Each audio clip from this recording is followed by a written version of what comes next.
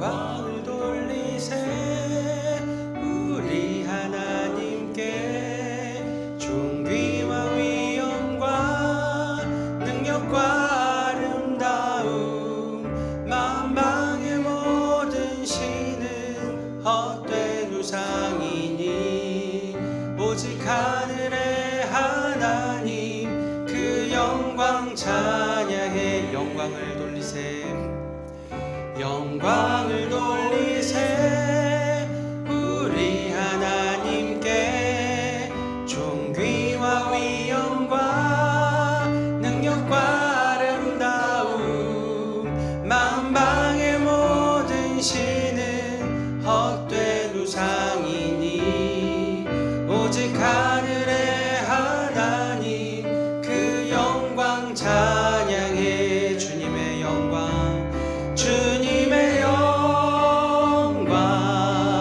모든 나라 위에 주님의 영광 온 세계 위에 하늘에 계신 우리 아버지 영광 찬양해 우리 주님 나라 영원하리라 우리 주님 뜻은 이루어지리라 영광을 돌리세 우리 하나님께 존귀와 위엄과 능력과 아름다움 만방의 모든 신은 헛된 우상이니 오직 하늘의 하나님 그 영광 찬양해 주님의 영광 모든 나라 위에 주님의 영광 온 세계 위에 하늘에 계신 우리 아버지 영광 찬양해 우리 주님 나라 영원하리라 우리 주님 뜻은 이루어지리라 주님의 영광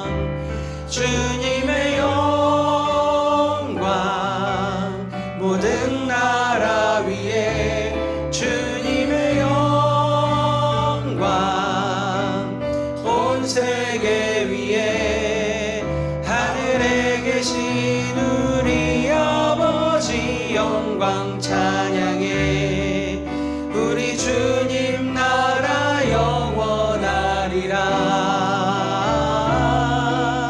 우리 주님 뜻은 이루어지리라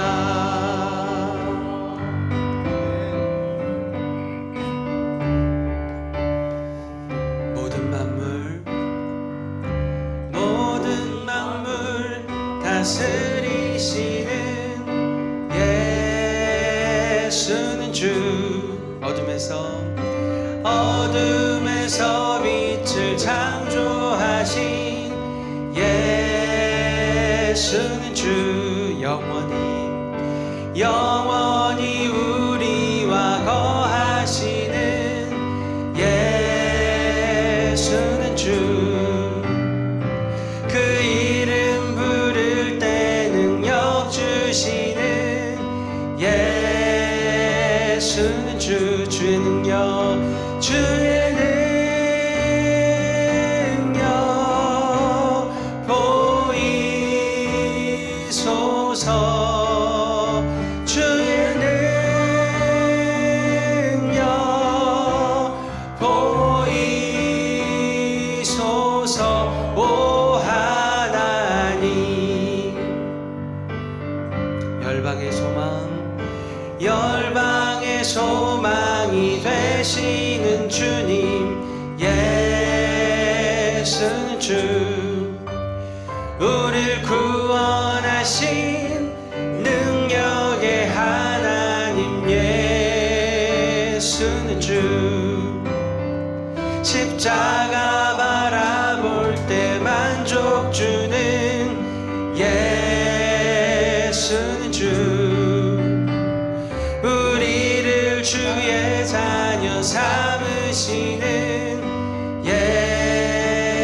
쓰는 주의 능력 주의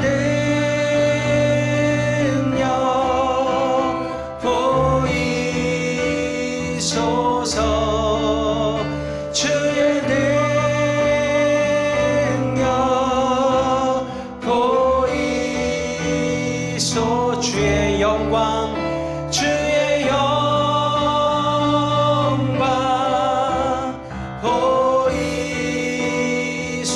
보이소서 주의 영광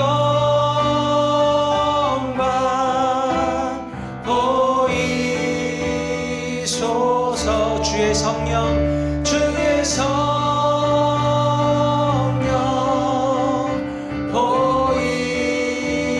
보이소서 주의 성령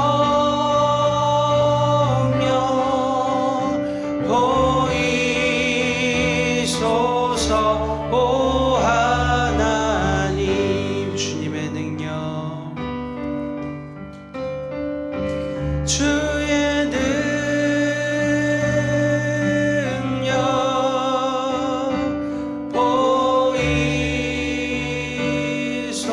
보이소서 주의 능력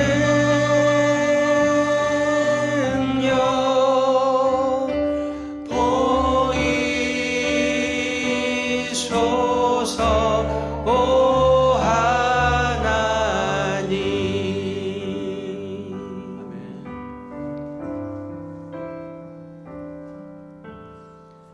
이 땅의 황무함을 보소서 하늘의 하나님 긍휼을 베푸시는 주여 우리의 죄악 용서하소서 이 땅 고쳐 주소서 이제 우리 모두 하나 되어 이 땅에 무너진 기초를 다시 쌓을 때 우리의 우상들을 태우시 성령의 불이 마소서 붕의 불길 타오르게 하소서 진리의 말씀 이 땅 새롭게 하소서 은혜의 강물 흐르게 하소서 성령의 바람 이제 불어와 오 주의 영광 가득한 새날 주소서 오 주님 나라 이 땅에 임하소 다시 한번 고백합니다. 이 땅의 황무함을 보소서 하늘의 하나님 긍휼을 베푸시는 주여 우리의 죄악 용서하소서 이 땅 고쳐 주소서 이제 우리 모두 하나 되어 이 땅에 무너진 기초를 다시 쌓을 때 우리의 우상들을 태우시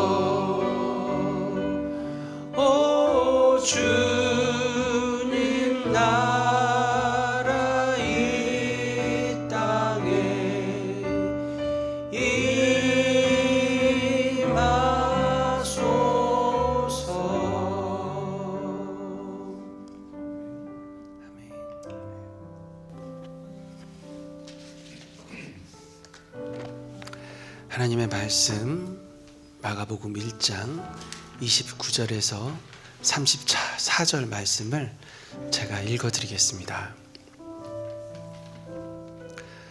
회당에서 나와 곧 야고보와 요한과 함께 시몬과 안드레의 집에 들어가시니 시몬의 장모가 열병으로 누워있는지라.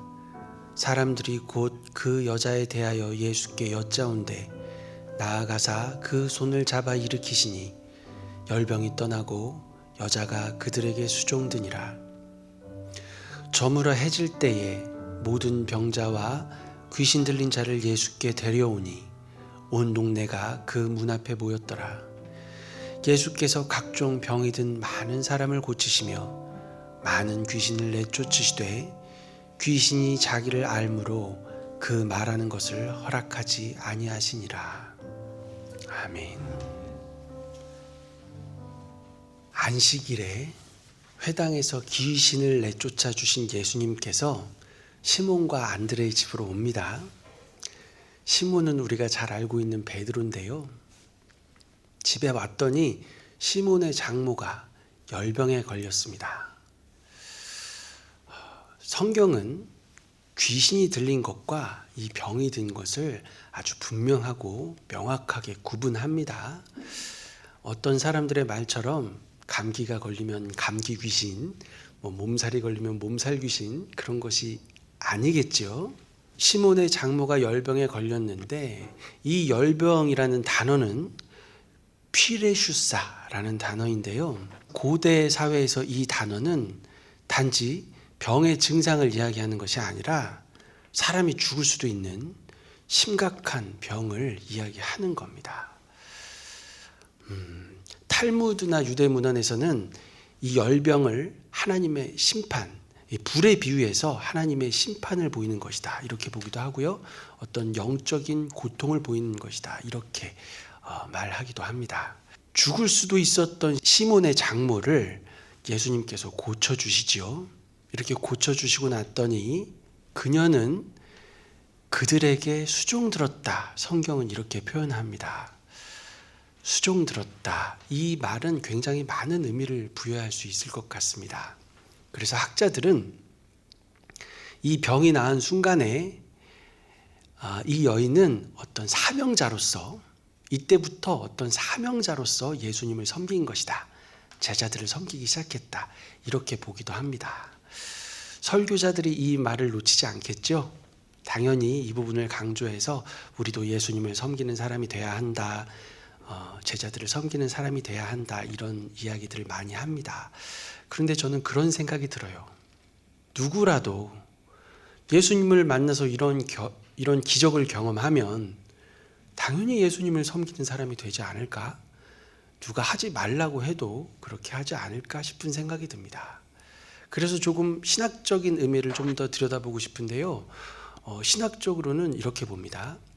예수님께서 귀신을 쫓아주시고 병든 사람을 고쳐주시는 것을 예수님께서 하나님의 주권을 가지고 망가져버린 하나님께서 처음 세우셨던 창조 목적이 회복되는 것이다. 이렇게 해석을 해요. 창조 목적이 회복된다. 아니 그렇다면 예수님께서 오셔서 창조 목적이 회복됐다면 왜 저의 병은 고쳐주시지 않는 겁니까? 이런 질문을 할 수도 있겠죠. 그런데 오늘 저는 이 질문에 대답하기에 앞서서 이 시몬의 장모, 이 여인이 어떤 생각을 했을까? 이 얘기부터 한번 해보고 싶어요. 내가 죽을 수도 있는 병에 걸렸는데 예수님께서 손을 잡고 일으켜 세워주셨어요. 그리고 병이 나았습니다. 그녀는 어떤 생각을 했을까요? 어떤 생각을 했는지는 알 수가 없지요. 정말로 그 여인이 되지 않는 한 그녀가 무슨 생각을 했는지는 알 수 없습니다. 우리가 아는 것은 예수님께서는 이후에 십자가를 지고 죽으셨고 죽으셨는데도 불구하고 죽음에서 살아나셔서 부활하셨다는 것을 우리는 알고 있지요. 물론 이것을 믿지 않는 분들도 많다는 것을 압니다. 안 믿어질 수 있겠죠. 그런데 여러분, 정말 이 일이 사실이라고 한번 믿어볼게요. 가정은 해볼 수 있잖아요. 정말로 예수님께서 죽으셨다가 다시 살아나셨다. 그리고 그분은 귀신에게 명령하면 귀신이 나가고, 아무리 심각한 병이 걸린 사람도 손을 잡아 일으키시면 병이 낫는다. 이런 분이 계시다. 그것이 사실이라면 우리는 어떤 생각을 하게 될까요? 생각을 거듭하다 보면 결국엔 이런 생각을 하게 될 것 같아요. 아파도 괜찮다. 하물며 우리가 죽게 된다고 해도 괜찮다. 이런 생각을 할 수 있을 것 같아요. 정말 이 말이 진리일 수 있겠죠? 그런데 문제는 이 말이 진리라고 해도 이 진리를 전달하기가 너무 어렵다는 데 있습니다. 왜냐하면 지금 내가 너무 고통스러운데, 너무 큰 고통을 겪고 있는데 저 같은 사람이 갑자기 나타나서 그 고통 괜찮아요 라고 얘기한다면 그것은 일종의 폭력이 될 수도 있을 것 같아요. 저희 아버지는 신유가 있으셨어요.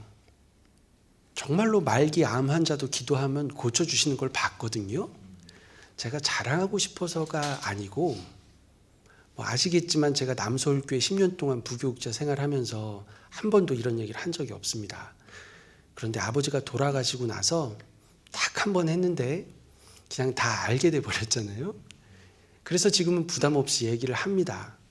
정말로 신유가 있고 저는 그것을 어렸을 때부터 보면서 자랐어요. 그런데 제 아내를 만났고 제 아내가 유방암에 걸렸을 때 저는 하나님께 고쳐달라고 기도하지 않았어요. 너무 이상하잖아요. 아버지가 암도 고치는 것을 봤는데 저는 아내의 병을 고쳐달라고 기도를 안 해요. 너무 앞뒤가 안 맞잖아요. 근데 저는 사실 그럴 만한 사정이 있었어요. 아내가 너무 좋은데 결혼을 못할 것 같은 거예요. 학교도 너무 좋아, 공부도 너무 잘해, 집안도 좋아. 근데 저는 여러분이 아시는 것처럼 아무것도 가진 것 없는 전도사잖아요. 그냥 전도사인 게 다고 보여줄 게 없는 거예요. 처가에서 반대하는 게 이해가 돼요. 근데 정말 많이 반대했어요. 아, 결혼을 못할 수 있겠구나 하고 두려워하는데 그때 알게 된 거예요. 아내가 유방암에 걸렸다는 거예요. 저는 그런 생각을 했어요. 아싸, 이제 결혼할 수 있겠다. 아, 결혼이 되는구나. 하나님이 이렇게 하시는구나. 당연히 그렇게 생각하죠. 하나님이 병을 분명히 결혼하고 나면 고쳐주실 거고 건강도 회복해 주실 거고 아주 행복하게 살게 해 주실 거야. 당연히 그런 생각을 했어요. 그런데 막상 수술을 하고 났는데 수술 잘 되게 해달라고 기도했고 수술은 잘 됐지만 그 과정이 너무나 처참했어요. 그리고 결혼을 했는데 제 생각하고는 너무나 다른 거예요. 고쳐주시고 회복해 주시고 막 행복해져야 되는데 가만히 보고만 계시는 거예요. 하나님께서. 8년이라는 시간 동안, 그 세월 동안 정말 힘들었어요. 제가 하나님께 묻게 되는 거예요. 왜 안 고쳐주시는 거죠? 저는 하나님의 능력을 다 알고 있는데 이미 왜 안 고쳐주시는 거죠? 그런데 시간이 지나니까 이 질문이 조금씩 바뀌더라고요. 왜 안 고쳐주시는 거죠? 라는 질문이 어떻게 바뀌냐면 하나님이 왜 고쳐주셔야 하는 거지? 하나님이 왜 고쳐주셔야 하는 거지? 만약에 하나님께서 고쳐주신다면 그것은 이유가 무엇이고 만약에 고쳐주시지 않는다면 그것은 이유가 또 무엇일까요? 여러분, 만약에 여러분이 고칠 수 없는 질병에 걸렸는데 하나님께서 고쳐주신다면 이유가 뭘까요? 하나님으로부터 내가 더 많이 사랑받는 걸까요? 그건 아니잖아요. 우리는 치유받았다는 것이 자랑할 만한 일은 아니라는 것은 알고 있잖아요. 그것은 증언해야 하는 일이지 자랑할 일이 아니잖아요. 그리고 증언한다는 것은 하나님을 드러내기 위한 거잖아요. 하나님이 살아계신다는 것을 이야기하는 것이잖아요. 기적이 일어났지만 그 기적의 주인은 내가 아닌 거예요. 하나님의 은혜가 잠시 나를 스치고 지나간 겁니다. 그래서 우리는 증언할 수 있지만 해석할 수는 없어요. 그래서 그 시몬의 장모처럼 예수님을 섬기게 되는 겁니다. 증언하기 위해서. 하나님께서는 저의 병을 고쳐주셨습니다. 왜인지는 모릅니다. 그러나 하나님은 이 일을 통해서 나를 살리셨고 저는 그 이야기를 하지 않을 수 없습니다. 이렇게 되는 거잖아요. 그렇다면 치유받지 못하는 사람들은 왜 치유받지 못하는 걸까요? 사랑받지 못하는 걸까요? 여러분, 이건 아니잖아요. 하나님 사랑을 받고 있잖아요. 그런데 여러분, 이 말도 너무나 조심스러워요. 내가 너무나 고통스러운데 하나님은 당신을 사랑하십니다. 이런 말을 한다고 생각해 보세요. 예를 들어 볼게요. 부모가 사랑하는 자녀를 잃었다면 그 부모에게 하나님은 당신을 사랑합니다. 말할 수 있을까요? 말할 수 없잖아요. 어떤 말로도 위로할 수 없잖아요. 누군가가 이전에 자식을 잃은 누군가가 있다면 그 사람은 이야기할 수 있겠죠. 저도 과거에 자녀를 잃었습니다. 그러면 서로 끌어안고 울 수 있겠죠. 서로에게 위로가 될 수 있겠죠. 그러나 여러분, 우리는 다 자식을 잃은 사람들이 아니잖아요. 어떤 말도 할 수 없을 때가 있습니다. 우리는 때로 침묵해야 합니다. 그런데 여러분, 그럼에도 불구하고 할 수 있는 말이 딱 한 가지가 있어요. 하나님께서 당신을 사랑한다는 말도 하기가 힘들지만 그럼에도 불구하고 할 수 있는 말이 딱 한 가지가 있어요. 당신이 경험하는 그 고통은, 그 감당하기 어려운 그 고통은 하나님으로부터 버림받은 고통은 아닙니다. 결코 아닙니다. 아무리 자격 없다고 해도요, 그 말은 해야 될 것 같아요. 놀라운 것이 무엇인 줄 아십니까? 기적을 경험해서 하나님을 증거하는 사람들이 있거든요. 그런데 정말 감당할 수 없는 고통 가운데에서 하나님을 증거하는 사람들은 훨씬 더 많아요. 내가 일이 잘 되어서 성공해서 병을 고침받아서 하나님을 증거한다고 하면요, 사람들이 잘 안 듣습니다. 거짓말이라고 생각하는 사람들도 있습니다. 그런데요, 내가 감당할 수 없는 고통 가운데 있는데 그럼에도 불구하고 하나님을 신뢰하고 의지하고 찬양하잖아요. 그럼 사람들이 봅니다. 그리고 이렇게 반응합니다. 이게 뭐지? 이게 뭐지? 그리고 이런 이야기들을 해요. 무언가가 있나 보다. 여러분, 예수님이 나를 고쳐주시지 않는데도 불구하고 하나님을 신뢰하고 붙든다는 것은 병이 고쳐지는 것보다 더 큰 기적이 아닐까요? 저는 이것이야말로 기적이라는 생각이 들어요. 많은 사람들이 복음을 증거하기 위해서 목숨을 버립니다. 사랑하는 아내, 가족들을 놔두고요, 목숨을 버립니다. 우리가 보기에는 아무것도 얻는 게 없는데, 유익한 것이 조금도 없는데 복음을 위해서 생명을 버립니다. 여러분, 이것은 하나님께서 살아계시다는 것을 드러낸 것 이외에는 어떤 해석도 불가능합니다. 우리가 처음 했던 질문으로 한번 다시 돌아가 볼까요? 하나님은 왜 안 고쳐주실까요? 우리의 병을. 그렇다면 하나님은 왜 고쳐주셔야 되는 걸까요? 여러분, 이 질문은 여기서 한 걸음 더 나아가야 된다고 생각합니다. 하나님은 우리에게 왜 생명을 주셨을까요? 우리가 깊이 생각한다면 대부분 비슷한 결론에 도달하게 될 것 같아요. 하나님께서 우리에게 생명을 주신 이유는 없습니다. 여러분, 우리에게 생명을 주신 이유는 없습니다. 이것을 창조라고 합니다. 우리가 생명이라는 것이 어떤 의미인지 한번 생각해 보셨습니까? 대부분의 사람들은요, 이 질문에 대해서 초등학생이나 중학생들 수준으로만 생각합니다. 이런 거죠. 누가 나 낳아달래? 지금 내가 힘들다는 이유로, 갈등이 있다는 이유로, 어려움이 있다는 이유로, 짜증이 난다는 이유로, 이 정도로밖에는 생각을 못하는 것입니다. 그런데 여러분, 흙 한 줌이었던 우리가, 돌멩이였던 우리가 생명이 되었다는 것은요, 보통 일이 아닙니다. 엄청난 일입니다. 더욱이 성경은 우리에게 영원한 생명이 주어졌다고 이야기합니다. 영원한 생명.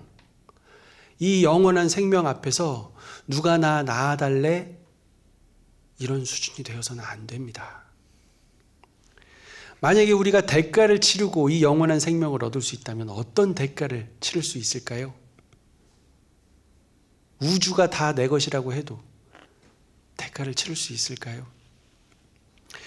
내가 왜 이렇게까지 고통을 당해야 하느냐고, 그 이유가 무엇이냐고 묻는다면 이 창조의 관점으로는 이렇게 대답할 수 있습니다. 이유에 초점 맞추지 마. 왜 내가 사람들을 사랑해야 하는지, 왜 내가 희생해야 하는지, 왜 내가 사람들을 섬겨야 하는지, 왜 내가 이렇게 고통스러워야 하는지 이유를 묻는다면 그것은 창조를 너무 모르는 거야. 하나님께서는 우리에게 이유 없이 사랑하라고 말씀하고 계신 겁니다.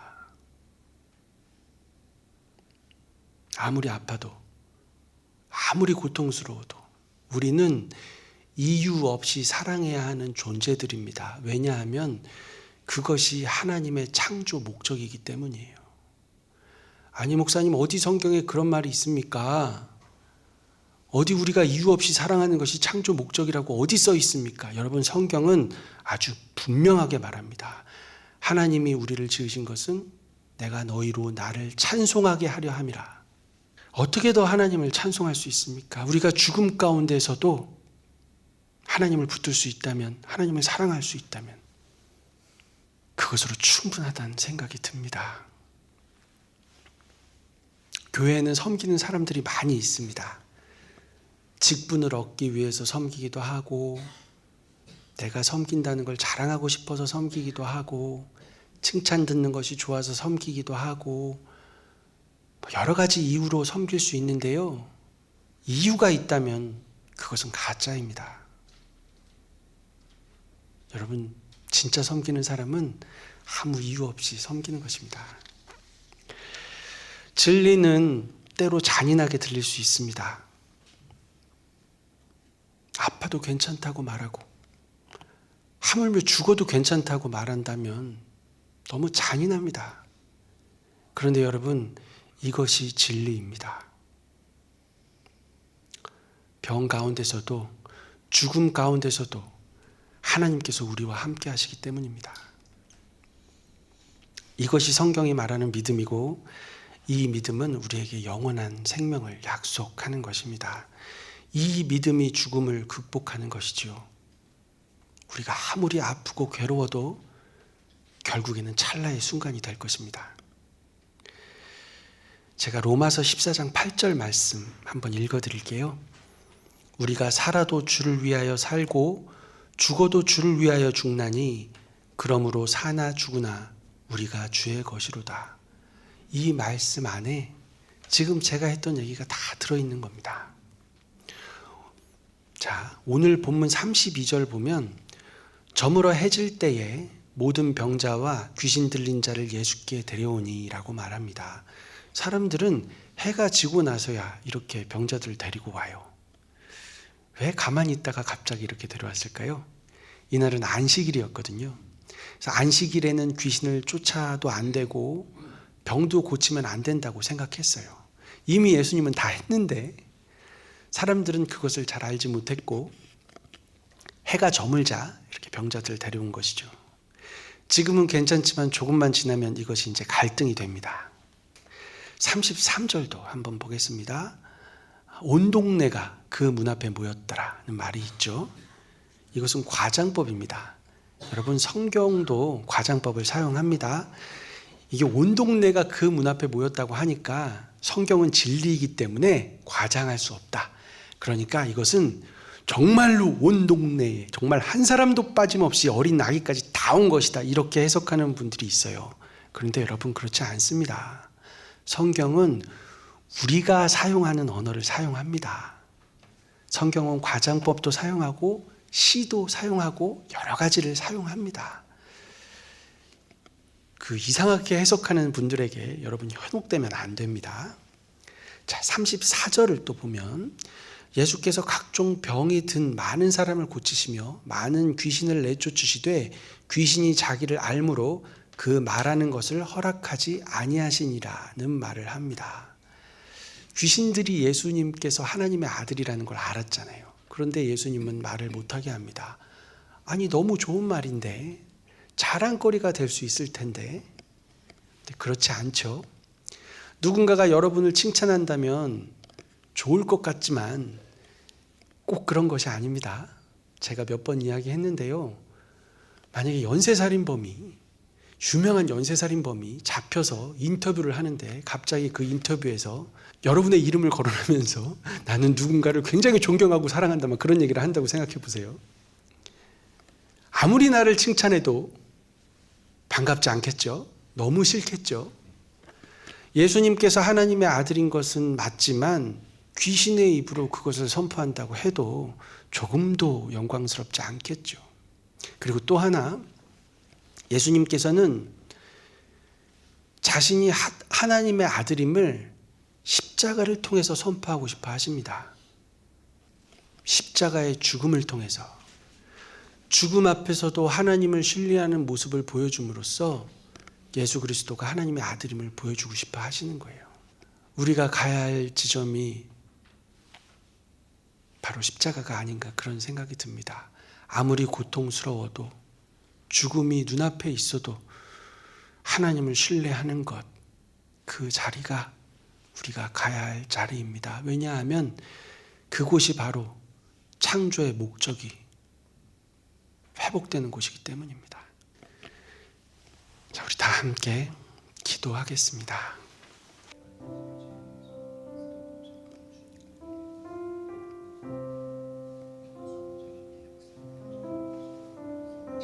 하나님, 우리 아버지, 우리가 아버지의 이름을 부릅니다. 그냥 좀 낫게 해주시고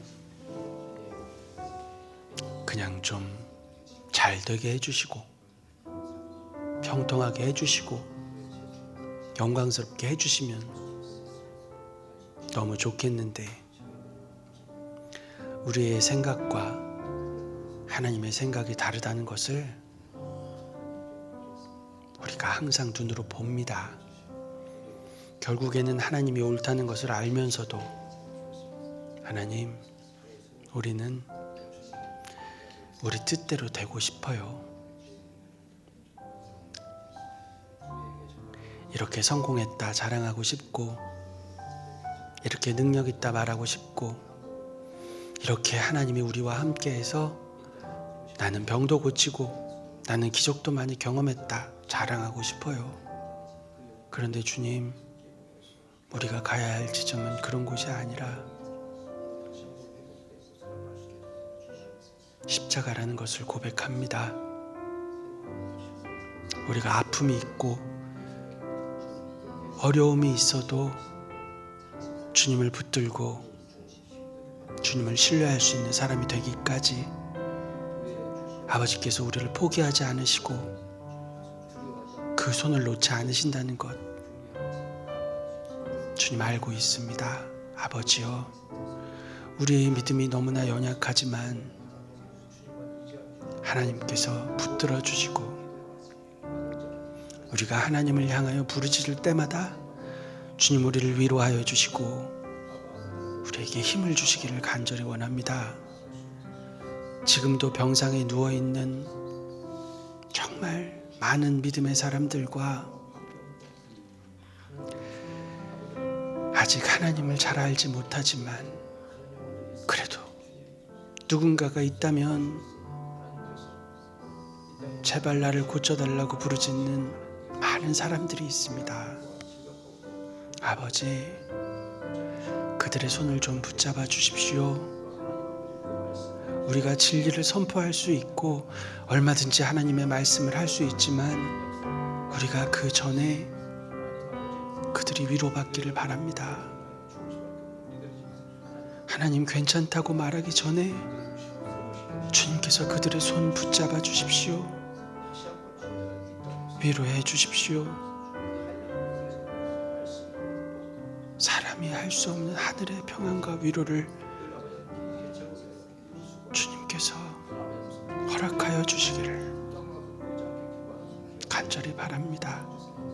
하나님, 병든 자에게 손을 얹은즉 낫고 귀신이 도망가고 하나님의 뜻이 이루어지고 하나님의 영광을 경험하게 되는 그 때가 지금 이 순간이 되게 하여 주시옵소서. 하나님, 우리 아버지, 긍휼을 베푸시는 주님, 주님의 뜻이 하늘에서 이루어진 것처럼 이 땅 위에서도 이루어질 것을 믿습니다. 하나님, 우리로 하여금 견뎌내는 자가 되도록 이끄시는 주님의 손을 아버지 우리가 꼭 붙들고 승리할 수 있도록 도와주십시오. 하나님, 우리 아버지, 얼마든지 언제든지 기적이 일어날 수 있다는 것을 알고 있습니다. 주님, 그러나 우리가 환난 중에도 주님을 붙드는 기적이 더 큰 기적임을 우리로 알게 하여 주시옵소서. 주님, 하나님을 섬기는 자가 되고 하나님을 위해 일하겠다고 하는 사람들의 손길 위에 하나님 살아계심을 보여주시고 하나님이 인도하시는 것이 어떤 것인지 알게 하시고 우리가 아무것도 하지 못하고 절망하고 있을 때 하나님께서는 길을 여시고 문을 여시는 분임을 우리로 하여금 알게 하셔서 우리가 하나님을 기뻐하는 자들로 서게 하여 주시옵소서. 주님, 아무것도 없어도 하나님 한 분만으로 기뻐하는 우리 모두가 될 수 있도록 하나님 붙들어 주시옵소서. 하나님 은혜 베풀어 주시옵소서. 주님, 아버지, 구주 예수 그리스도의 은혜와 하나님 우리 아버지 지극하신 사랑하심과 성령님의 위로 역사하심이 이제 우리가 사나 죽으나 기적을 경험하나 그렇지 않아도 끝까지 하나님을 의지하고 신뢰하기로 마음먹는 다짐하는 사랑하는 주의 권속들 한 심령 한 심령 위에 이제로부터 영원토록 함께 있을지어다. 아멘.